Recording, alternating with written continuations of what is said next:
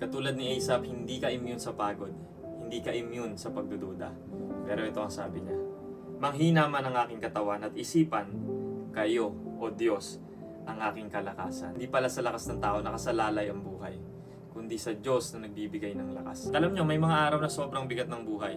Yung pagod na pagod ka, ubus na ubus ka, parang ayaw nang gumalaw ng katawan mo. But God never asks you to be strong enough. He asks you to be dependent enough. At alam mo, lahat naman tayo dumarating dyan. Yung pilit kang umingiti pero durug ka. Yung ikaw yung sandalan pero ikaw mismo yung pagod.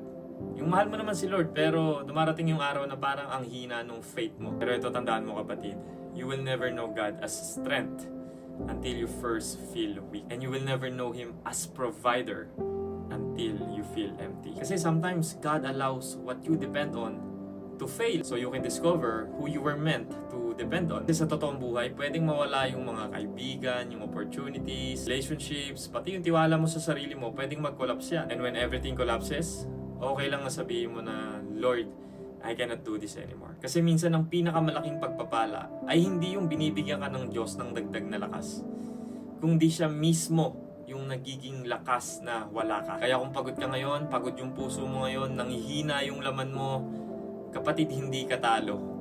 Kasi nasa posisyon ka ngayon kung saan maipapakita ng Diyos na siya mismo ang lakas mo. Amen?